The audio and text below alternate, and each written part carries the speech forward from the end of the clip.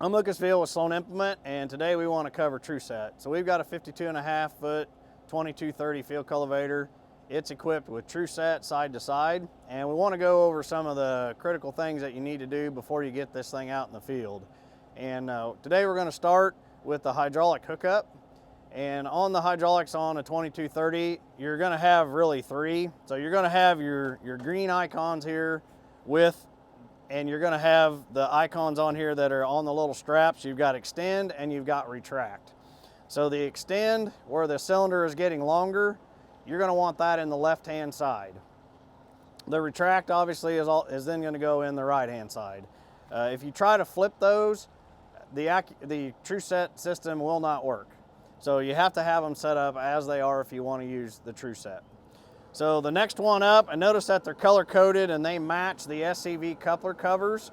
So the green is obviously going to be number one, and the hoses have the green icons on them. So the next one up is going to be your fold and unfold. Now this one does not have any automatic functions. They are labeled blue to match your number 2 SCV. That's where we recommend you put them in there. And again, you'll want the left-hand side to have the extend and the right-hand side to have the retract. So now I've gone all the way up to number 5 because it has the purple icons. And again, extend is going to be left, retract is going to be on the right side. And notice that the purple couplers match the purple icons on the hoses. Now, if your tractor doesn't have a 5th SCV, that's completely fine. You can go ahead and put it in number 3 or number 4 and it will work fine that way. The reason I have them connected this way is by default, the monitor looks for the lift in number 1. The number 2 is going to be your fold, and then in the monitor by default, number 5 is set up to run your baskets.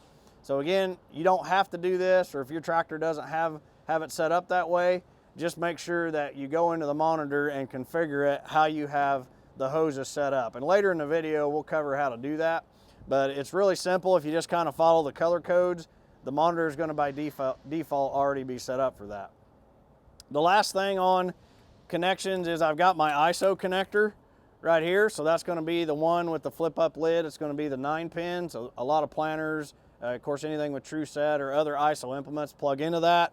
And the last one that I need to make sure and plug in is my 7-pin. So that's going to not only cover my lights and flashers, but also that is providing power to the field cultivator for the narrow transport wing wheels to retract once I get it in the folded position.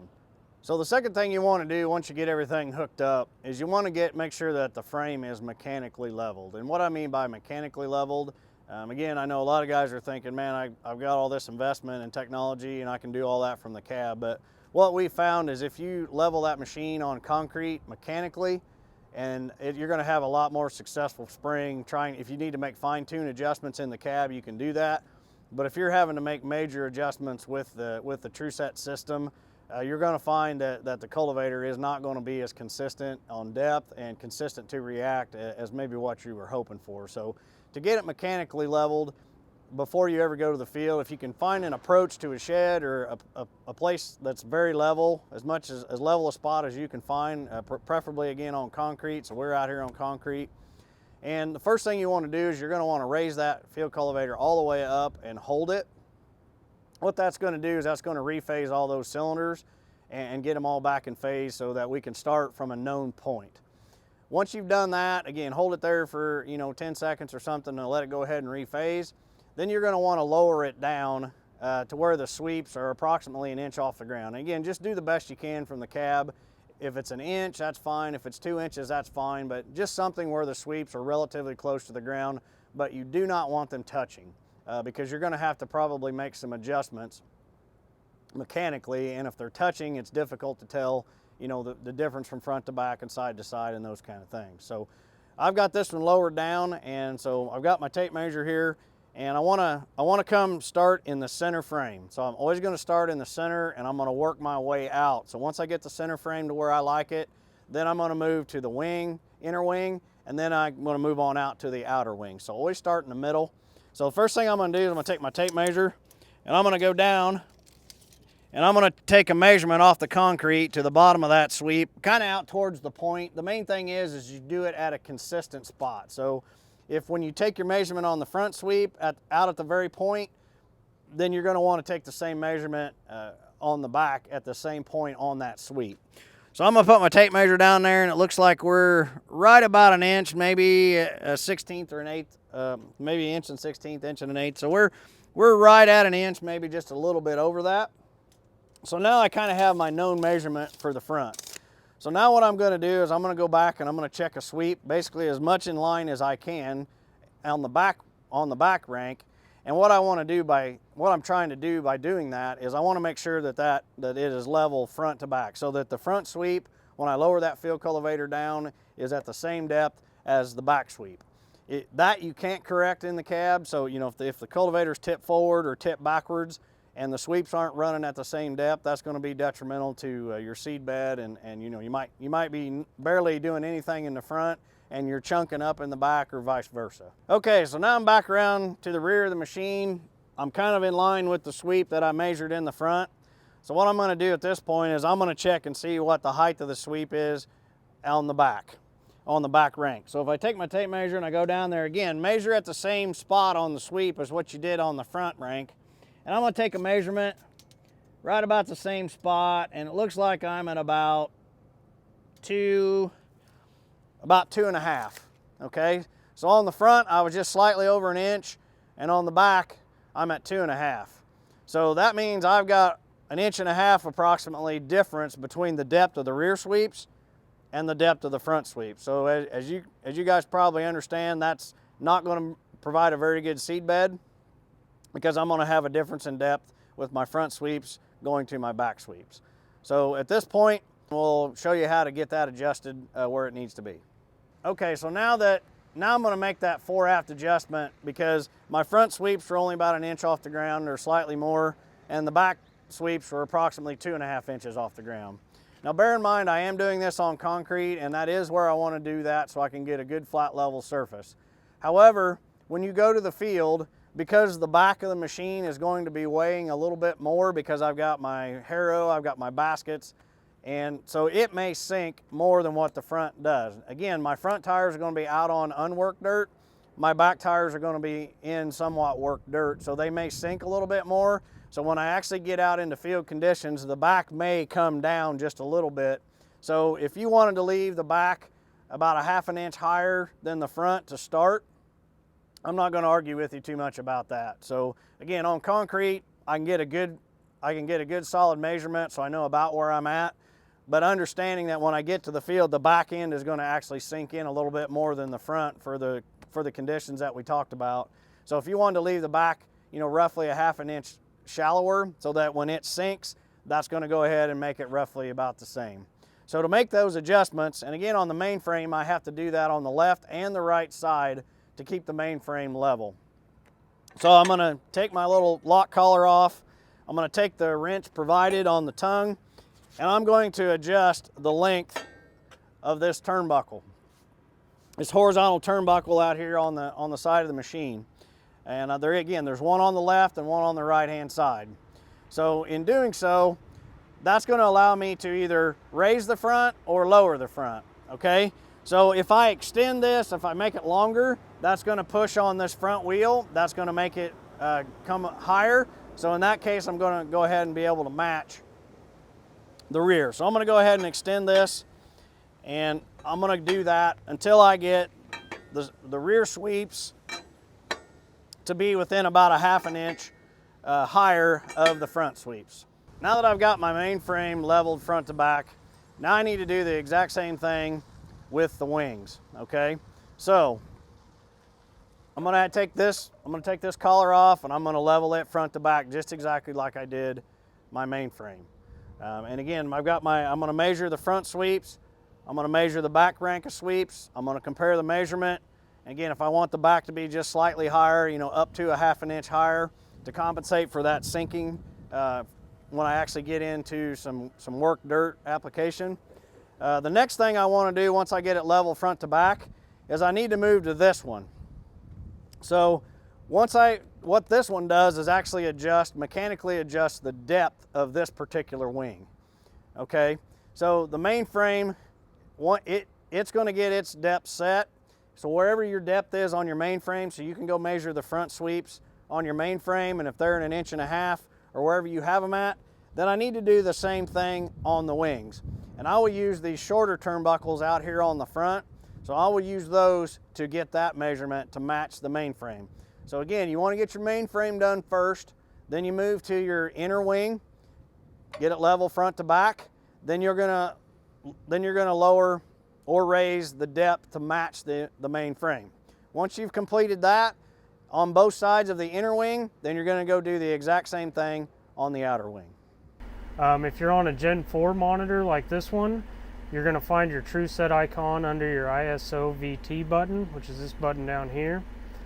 You can hit that. If the TruSet page does not pop up, you can hit the arrow pointing up and you have all your different icons here. You can touch on the one that says TruSet and hit OK, and that will bring up our TruSet main page. Now, the first thing you want to look at is you want to come under here to your Setup tab. We've got a couple different icons across the top. We'll start with the one that says Config. So we're going to plug in our model. We're working on a 2230 with floating hitch today. It is a 5-section machine. The implement width is 52.5. We have Permalock sweeps installed. Now under your Options tab, you can hit this guy, and this is where you're going to tell the monitor if you have rolling baskets and side-to-side leveling. So once you choose what you want on there, you're going to hit Save. I'm going to hit Cancel just so I don't have to power cycle, but if you change something, you will have to do a power cycle. So the next tab over is the SCV tab. This is where we're going to assign to the monitor what SCVs we're using. So on this particular instance, we're using SCV number 1 for our shanks and SCV number 3 for our baskets. And those are both going to be saved in auto, and we'll hit save there. And if we've changed anything, once again, it will want us to do a power cycle. Up at the top now, we've got calibrations. So this is where you're going to want to come in and calibrate the tool at the first part of the year, the first time it gets hooked to a tractor, or any time that you replace anything on the tool as far as sensors, stuff like that. So what we're going to want to start with is the TruSet bleed procedure. I always try to put the tool about midway down, that way I can tell if it's doing something or not. So we're going to start with the TruSet hydraulic bleed procedure. So we're just going to hit that icon, and it's going to tell us that the frame's going to move and that we have to press and hold the master SCV in the down detent position. For TruSet, our master SCV is going to be number 1. So we're going to hit enter, and we're just going to press and hold the SCV number 1 in down detent. It's going to give us a status bar of how it's moving along. It's showing you each individual section as it's bleeding that out.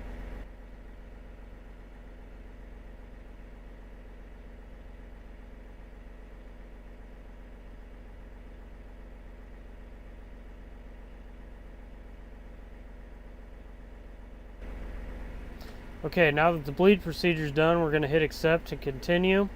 The next thing we want to do is our frame calibration. Now once again, I'm going to put the tool about midway through its range. That way it can go full up and full down. So once you get that there, we're going to click on frame calibration. Same message pops up that the frame is going to move, and then we're going to press and hold the master SCV in the down detent position, which once again will be SCV number 1. So we'll hit enter. Then we'll press and hold our SCV number 1 in the down detent. And the first thing it's going to do is raise the tool all the way up. And all we're doing here is calibrating the range of our depth control sensors. Now it's putting the tool all the way down.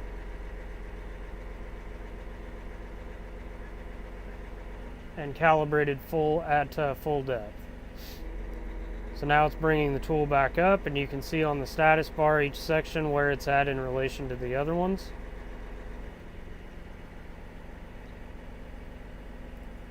Okay, from here it says that the calibration has been successful, so that means all our sensors are working and that the voltage range is happy. If you have any sensor issues, you'll get a diagnostic trouble code right here that explains which sensor is giving you the problem. So now that our calibration is done, I want to touch on preferences real quick. So we've got a few different options here. The first one is cylinder rephase. If we click on that, when we're using side-to-side leveling, it does not even give you the option to turn auto rephase on. The way TruSet works is it actually takes the tool out of phase, so the more you put it in phase, the longer it's going to take to achieve depth. So with side-to-side leveling, we're not going to have any rephase on. The next one down is your depth control tuning. So on a 2230, the only option you'll have up top is for your shanks, and this is our raise and lower speed. How aggressive that tool is going to go up or down depending on where it's at in relation to what you've told it to be at. The factory default is going to be 3. I would recommend starting there, and then you can fine tune these as you go through the field and see what it needs. The next one down is the task controller. We're going to leave that checked if we're in a Gen 4. The next one is SCV flick mode. Right now it is set to off. If the operator wants to use flick mode, there's a couple different options here for him. So flick mode is when we're just going to hit the SCV, just flick it, and that's going to either bring our tool up or down at about 1/2 inch increments at a time. So we can have it off to where we can't do any of that. We can have it set to temporary to where it'll hold that position until we click the master detent again, or we can hit save, and that once you flick, that will change your target depth to what you flick to. So we recommend to leave it on temporary if the guy wants to use it. That way every time you click the forward detent down, it will take you back to your initial depth setting. Documentation trigger is going to stay on that detent. So from here we can go back to our TruSet run page, which is going to be this icon here. So we can touch it. And on the 2230, we're just going to have shanks and baskets. So what we're looking at, these white boxes up here, this is where we're going to input our target depth and our target basket pressure. These down here are where the tool is physically at any moment in time. So a successful calibration will show usually around 13 all the way up is usually going to be a good value. And if we put the tool all the way down, what we're looking for is something around 6. That'll tell us that our calibration is pretty accurate. So right there, we're all the way down and we're at 6 inches. We raise the tool all the way up, and that should get us to somewhere around negative 13 inches or 13 inches out of the ground. 13, so that's pretty good there. So if we want to go 1.5 inches deep, we're just going to put here, we're going to type in 1 inch, 1.5 inches. And then when we engage TruSet, that's what it's going to try to achieve. Basket pressure is the same way. If you want more basket pressure, you just hit there and you're going to type in, okay, now I want 300 pounds of force on my baskets. So down here, we've got the button for shanks. This is going to be our adjustments for just the depth control for the shanks. So we've got incremental adjust. That is on this page. If we hit the arrow up, that is the amount of depth change that it's going to do, so we can set that here for up and down. We've got actual or adjust actual depth. This one is pretty important. What I'm typically going to do when I'm starting one is I'm going to lower the tool manually until I get the center frame shanks just barely touching the ground, or maybe just a hair above the ground. I'm going to come to my run page and I'm going to see what that says. So right now my center shanks are just barely touching the ground, and it says I'm 0.7 inches out of the ground. But what I want to do is call that 0. So I'm going to go into my shanks, I'm going to hit adjust actual depth, and I'm going to change that to 0. So now when we go back to our run screen, it says that we are at 0 now. From that point, you can start fine-tuning your depth. What you want to do is put the tool in the ground and just concentrate on the center frame for the time being. Put the tool in the ground and see how deep it's actually going. So if we've got it set for 1.5 inches, but we go out and dig behind the tool and it's actually 2 inches deep, we would once again come into our shanks tab and fix our adjust actual display depth to match what the tool is actually doing. Depth set points, we've got our upper set point. That's how high the tool is going to come out of the ground when we click number 1 SCV into the up detent. So this is operator preference. However high up he wants that tool to come up, he can just adjust that depth here until he gets to where he wants it. RX, this is where if you are doing variable rate tillage, you can turn the RX on here, and then you can put an offset in if need be. So under the baskets tab, not a whole lot going on in here. This is just our up down increment, just like we had on the shanks, and then our RX feature on off. So we'll go back to run. So what we want to see when we engage Tru-Set is you should see those top 2 boxes turn green when everything's active. If both boxes are green, that means Tru-Set's sensing depth and it's sensing pressure on the baskets, so that everything's working the way it should. So if you're going through the field and you see white boxes, that means Tru-Set hasn't been engaged and you need to click the number 1 SCV into the forward detent. Now to make those turn green sitting still, you have to press and hold that number 1 detent down, and that will let it work sitting still. If you just click it and start to move, it's going to turn yellow and it's going to be in a temporary mode, and once you get it full speed, you're going to click it again and that will turn your boxes up here green. So once again, we have our target and what our tool is actually running at. So over here, we went through the setup tab. Now let's touch on the side-to-side leveling feature. So if you have a tool with side-to-side leveling and you do not see this icon, what's happened is under your setup tab and configuration, under your options, you do not have a check mark in side-to-side. So make sure that that check mark is there if you do in fact have side-to-side leveling. So we'll talk about side-to-side leveling now. Go into that icon. It's going to break it down into each section of the tool. So the center frame we can't change from here. The only way you're going to make the center frame go deeper or shallower is to adjust your actual depth. That's why I say focus on the center frame first and get it set where you want it, and then come in and start using your side-to-side leveling. So we go back into side-to-side leveling. We just put a check mark in which section we want. So this would be the right outer, the right inner, the left inner, and the left outer. Put a check mark in, and then you can manually, or you can put that section in the ground deeper, or you can shallow it up by clicking these buttons over here. Just make sure that when you get done, you hit save. And one thing you have to be very careful of here is when you get done adjusting the section you want, let's say I want this section a 1/2 inch in the ground deeper, what I need to do is take the check mark out of that box before I move on to the next one. Move on to this one, and maybe I need to take it out of the ground a 1/2 inch. If I leave that check mark in this box, it's going to try to adjust both of them at the same time. So a good rule of thumb here is adjust one at a time and take the check mark out when you get the section leveled how you want it.